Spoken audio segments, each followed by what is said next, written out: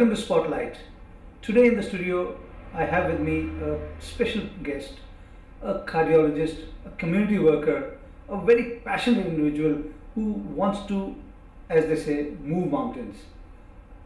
Before I say more about him, let me introduce you to Dr. Yadu Singh. Doctor, good evening. Good evening. How are you? I'm fine, thank you. It was good to, take your time off all the city traffic and or wherever you were stuck and make it to the studio. Well, I was looking forward to this talk, so it's pleasure is mine. There are a lot of questions, I've been talking to you over the past 1 year, meeting you at different events, and I always wondered, you are a cardiologist, Yes. and they are in big demand, whichever country it may Sure. be, and I'm sure you have a very, very tight schedule Sure. from morning till evening. Sure.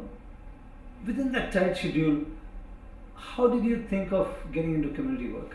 Well, see, I'm part of the community myself. Okay, I do job as a cardiologist from 9 to 5, but I am part of the community. So, since I'm part of the community, obviously I want to be really part of the community, and that includes doing something in the community for the community as well. So, I believe that apart from professional work, to be involved in the community and community work, it gives me a fulfillment. It gives me holistic pleasure, and it makes my life more enjoyable and pleasurable. That's why I'm there. Was it a particular, when we take up something like community or charity, most of the time it's an incident that triggers that motivation. Sure. Was there an incident related to it? Well, yes, there was. In 2009, when Indian students were in big trouble, a lot of things were happening. At that time, I had a view that something needs to be done to help our students, and as it happened that the Consul General of India in Sydney, he called a meeting of Indian community leaders, and he said, I need a couple of people from the community to come forward and help him understand the problem and suggest solutions. I was one of the persons out of the 5 people, and as it happened, I was made the chief of that committee. And then I went into the study. What exactly is happening? Why it is happening? What's the issue? And what's the problem? What's the solution? And we did the job, and the Consul General actually found that our work was very good, and he took suggestions from us. So, that was the trigger when I thought that I must do something in this area to help our own people. Now, yes, it was difficult because I had to work up to 11 o'clock, 12 o'clock at night. It was stressful because of extra work, but I also was enjoying it. When we think of doing community work or charity work, the first idea that comes to the mind is let's join a community organization and contribute whatever we can. There are very few people who would starting a grassroots community organization and taking it further, which is much more difficult, starting a new organization and then doing all the paperwork and everything and trying to get people together. Whereas if you join an already established community organization, you already have the groundwork there. So why did you choose the more difficult path? Sure, but do we have the groundwork there already? Because a lot of community leaders, a lot of community associations are not into community or community work. They have their own pocket associations. They have really no intention to do real thing, and that was one other reason, because a lot of students from India who have come here were actually being exploited by our own people. Many of them were claiming to be leaders. I could see this clearly. So I felt as a community responsibility that I should go in there and actually do something about it. So I'm not sure about that a lot of community organizations are into real community work. I don't think so. Now you're right, I did go inside the community organizations and several of them and found that they weren't good enough. They weren't doing anything right. And I tried to fight against the nonsense going on in those community organizations, and I failed miserably. I went into 2 or 3 associations, and let me tell you, they have got no desire, no intention to do any real community work. I tried, I wasted close to 1 year of my time and with no output at all. And let me tell you, we have been around for only a year or something with association. We have achieved a lot more recently and lately than these so-called big organizations have done over so many years. So unfortunately, it comes down to what is cost effective, what is a good mechanism to do community work. I am not sure any of the existing community organizations. People have real interest in doing community work. That's why I came out. So what you mean to say that the existing organizations, they are not doing what they should be doing, and people are disillusioned with them? Absolutely, they are not doing that at all. Absolutely, and the problem is that it's the poor community leadership. Some of these people who claim to be community leaders, they really are satisfied with only having a photograph or photographs with high commissioner, from ministers, and all. Now that's not enough. You can have photograph, I have no problem. We all love to have our photograph here and there. It's a human nature. But please, for God's sake, go beyond the photograph. Do something worthwhile, and do that without conflict of interest. You can't be profiting from your community work. You can't be doing that, and that is a big problem. Many of our community leaders do not understand the concept of conflict of interest. They do not understand that in real politics you would not be allowed to claim leadership when you are benefiting as well. Exactly. So I saw the problem. These concepts are foreign to them, and I felt that we need to collect good people, those who understand the conflict of interest, and those who have real desire to do real thing for community, and form a group and do something. That's how we came around. With all the disillusionment going on in the community, when you started a new organization, how hard was it to get some members together? Well, it was quite hard, let me tell you, because in the beginning, as you said, it's hard to find people. We did have some people who turned out to be not good at all. Yeah. Some of them will leak their internal minutes and all to somebody else. That's life.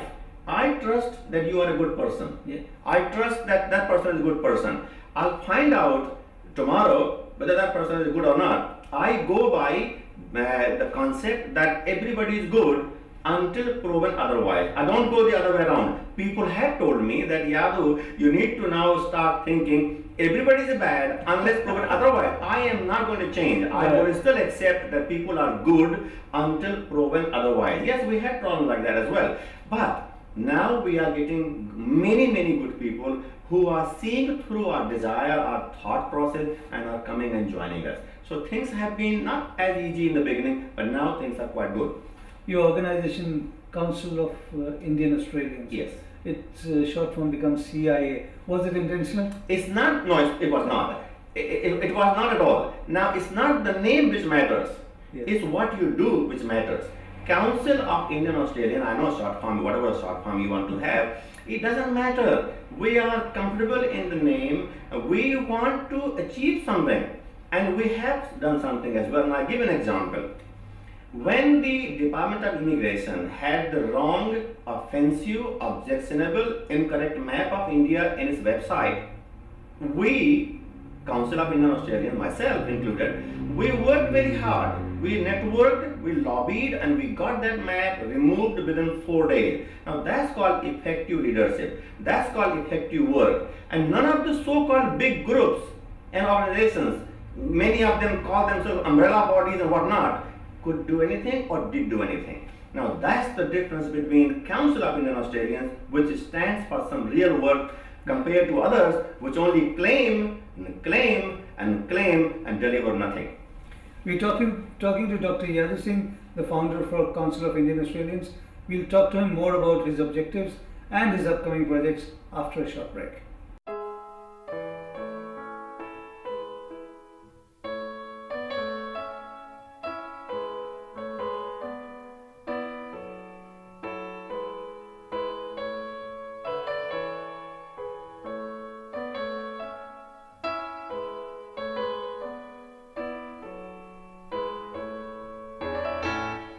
Yes, it's possible.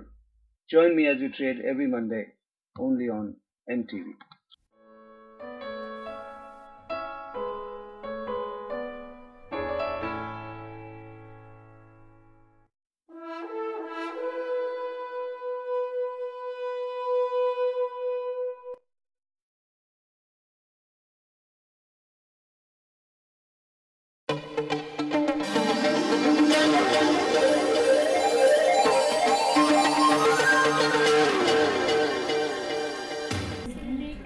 Hi, this is Vidya Balan wishing NTV a great innings in the years to come. All the very best. Welcome back to Spotlight. Today in the studio we're talking to Dr. Yadu Singh, the founder of Council of Indian Australians. Dr. About your organization, we spoke about how it was difficult to set it up and how you face certain problems. Tell me, what are the main objectives of the organization? See, we have 167,000 people of Indian heritage in Sydney, in New South Wales. Sydney? Yes, Right. we have that number. And if you include people of Indian heritage from Malaysia, Fiji and other countries, we are quite a big number. I would presume that we are about 200,000 people in New South Wales. Yeah. Now, we are not actually going somewhere where we should have been there already. Politics is one of them. We are not effective in changing the policy of this state's government or the federal government. Why? Because our leadership is not effective. Why? Because we are not getting the best people in the leadership. Now, we want to change that. We want to deliver something which our community should have. So that's one thing we want to have.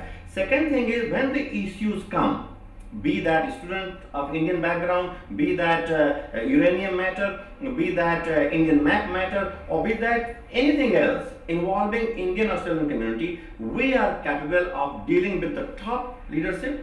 We know how to get the result, and that's our aim. So leading, lobbying and achieving results for the Indian Australian community, which we should have had by now and we don't. So that's the basic aim. Second thing is that there are a lot of new migrants coming from India, and a lot of students are coming from India as well, although the numbers have gone down, but it's still coming. Now, somehow there is an issue about the mentoring of those people. Yeah. Some of them do not know what happens here, what is on and what is not on here, and that's called mentoring. We got to tell them, we got to teach them, we got to explain to them. That we want to get into very soon, and that's called helping our new arrivals, new migrants settle in this country. Yes. Some way we got to figure out how we do it, and we are working on that.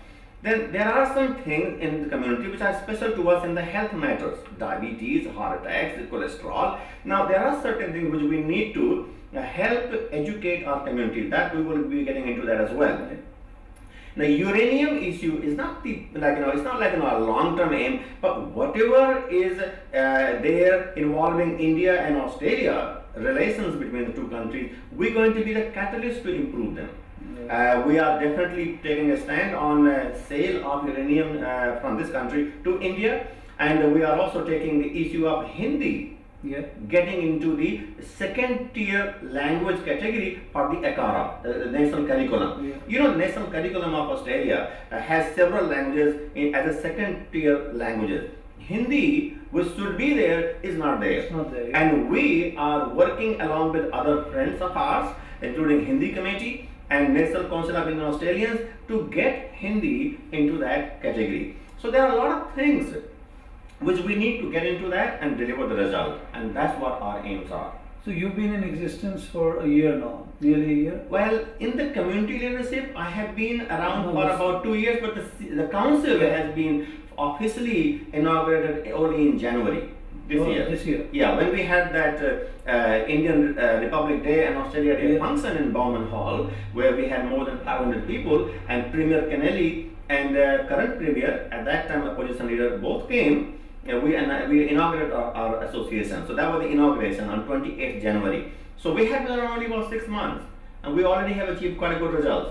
That's what I was going to ask you. Yes, You know, you can see. I've heard you've done some major issues, resolved some major Well, the map was our big achievement. Everybody Yeah. knows that, and let me tell you, there is a group called Mining and Investment Australia, Yeah. and they have a magazine. It's a quite big industry body, and they published a couple of articles, including the article from Minister Martin Ferguson.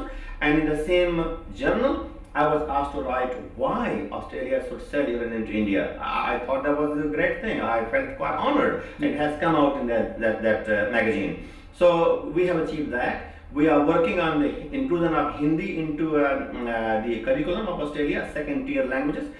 We are working on students. We have worked on that. Let me tell everybody, including whosoever is watching this program, 2 years ago, the students from a flying school in Bankstown, they really did not give the training to the students when they had taken the money from them. And they went everywhere and nothing was happening. They came to us, came to me particularly. I worked with the VTAB and Minister of Education and the government in the federal arena and Consul General and High Commissioner. We worked together as a team and we got the refund of $300,000 for those students. Now those students have become my younger brothers. Now that was my significant achievement, that I could achieve that result. Now we need to work together, the community leaders, community as well. We need to actually link our energy together and achieve results like that, rather than always thinking about my personal interest. I didn't make a single dollar. I gave my time, I gave my money also, and we achieved the result. Now I'm very happy because I believe one day God will give me a lot of good things for doing good things for people who are suffering. So that was our good achievement, money for the students. As I mentioned that I was the member of the Consul General's Committee on the Students, and there are so many other things. There was a doctor in one hospital in Western Sydney who was badly done by the system and was out of medical practice, and that is a woman doctor. She went everywhere else, including all the big organizations. Nothing happened. Came to me. I worked together. We got the doctor back into the medical system. So at some stage, Navneet, we're going to get some benefit from, who? God. Yes. Almighty God.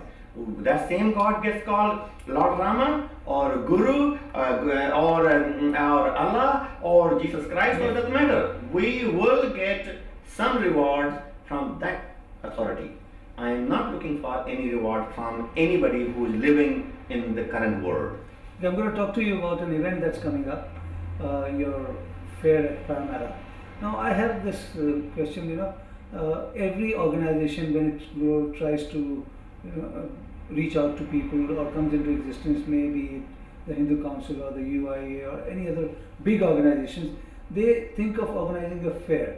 I always try to understand what's the motive behind having a fair. What do you achieve from that? Well, it's a good question, Navneet. See, we need to reach out to people. Yeah.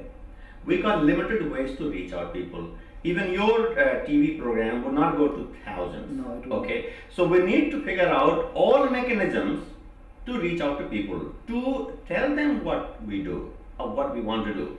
Even newspapers don't have reached more than a few thousand. They claim a lot, but I'm not sure how far they go.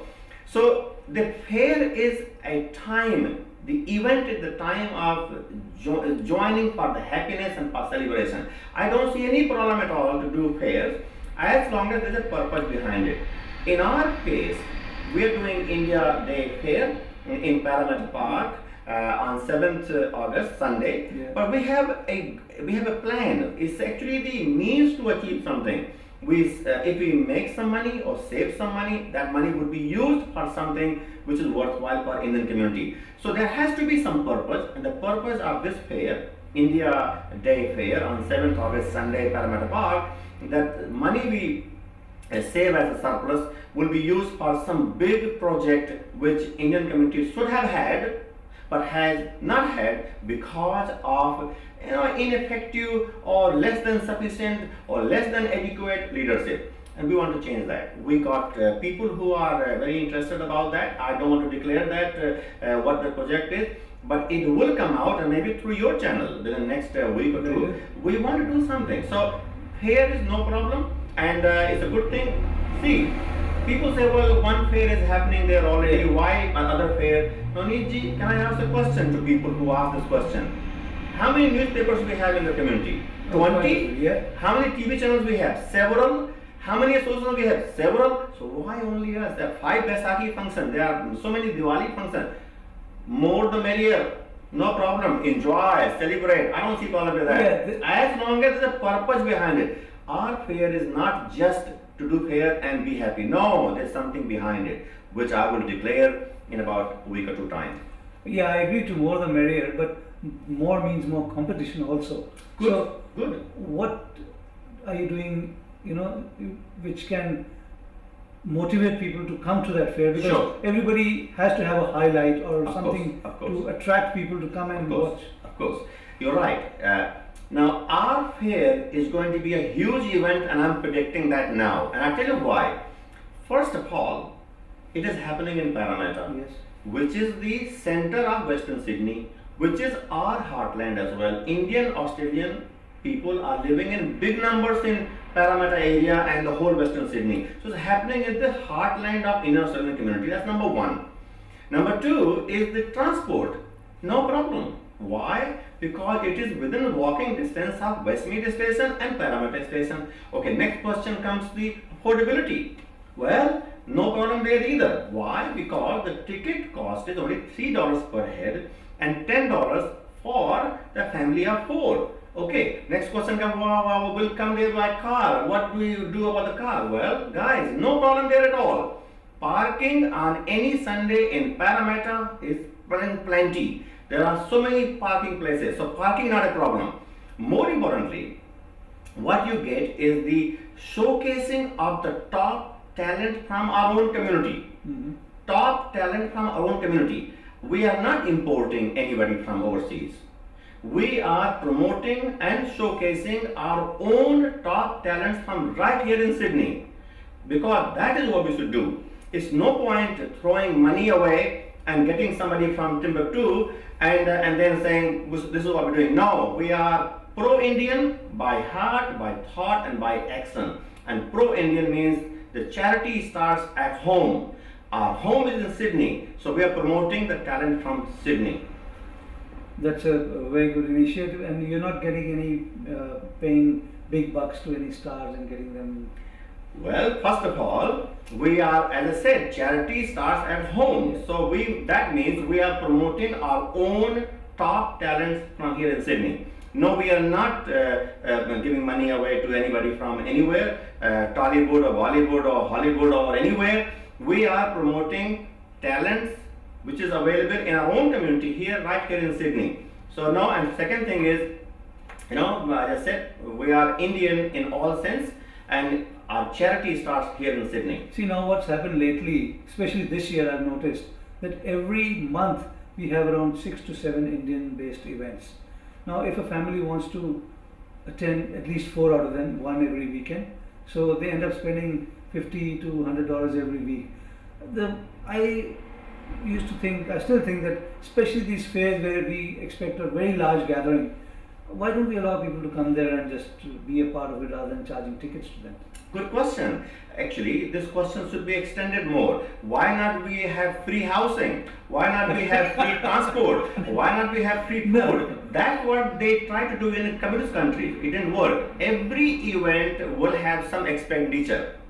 Okay, now the ticket of $3. Come on. We are not charging $20 or $7 or They all add up. yeah, true. $10 for a family of 4, and you are getting the top talent from Indian community. This money is minimal, and I realize what he's saying, that there are a lot of events. I would say this to people: don't go anywhere else. Only come to Parramatta Park, Parramatta on Sunday, 7th August. You are getting the value for money, and of course, we will have top political leaders. Let me tell you, we are very networked. We are very effective in networking. We are smart people. We are professional people. We are not in community leadership for personal benefit. And that is known to everybody, including the government leaders. We will have the top leaders. You will get a chance to interact with them, network with them, meet them, talk with them. Just come and enjoy the India Day Fair on Sunday, 7th August. And the money, for God's sake, $3 per head. And $10 for a family of 4, please. And I want to see every single Indian in Sydney, mother, father, children, sister, everybody, come to Parramatta Park on 7th August, Sunday, and join us in celebrating Indian Independence Day, as well as our integration and harmony with other communities right there in Parramatta Park. But finally, as the founder of our Council of Indian Australians, what message would you like to pass into the community? Well, first of all, I'm the president of Council of Indian Australians, but we've got a lot of people with us. My message to people of my background, people from Indian Australian community, is this. It is not enough for us to only do our professional work and not get into community work, because we are part of the community. We got to do things for community. We want to do something for the community. Please distinguish us completely away from other people. We will deliver things. We want your support, we want your help, and if we are doing wrong, you tell us that we are doing wrong. We have got no personal interest in anything we do. We want to do something for the community, and please help us deliver those things. Please network with us. Thank you, Dr. It was a pleasure having you in the studio, and I'm sure your fair will be a big success. And friends, if you would like to meet a celebrity, would like to meet a community person, or anybody you think should feature on this program, please write to us. The address is on the screen. See you again next week. Until then, goodbye. Thank you very much. And I'll just say one thing. I want to see each and every Indian who lives in Sydney to come and join us on 7th August, Sunday at Parramatta Park for India Day Fair. Thank you very much.